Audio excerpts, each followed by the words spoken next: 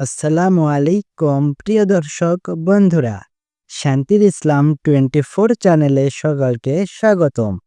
আজকে আমরা এক বৃদ্ধ এবং একটি অলৌকিক খেজুর গাছের ঘটনা সম্পর্কে জানতে পারবো ইনশাআল্লাহ। চলেন ভিডিওটি শুরু করা যাক। একবার এক বৃদ্ধা একটি খেজুর গাছ রোপণ করছিলেন।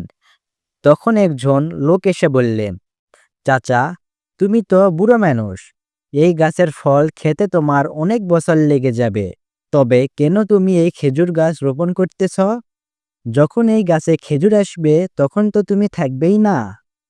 সেই লোকটির এই রকম কথা শুনে বৃদ্ধা হেসে উত্তর দিলেন, আমি যেসব খেজুর খেয়েছি সেগুলো তো আমার পূর্বপুরুষ লাগিয়েছিল।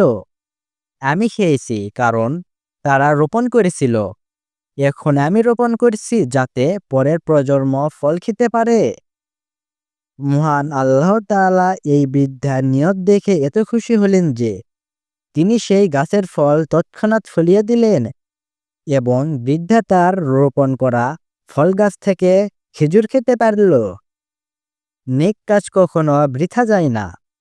আল্লাহ তাআলা সবসময় কাজের প্রতিদান দেন, বিশেষ করে যদি সেই কাজ হয় মানুষের উপকারে। সকলে ভালো থাকবেন, সুস্থ থাকবেন। দেখা হবে নতুন কোনো ভিডিওতে। আল্লাহ হাফেজ।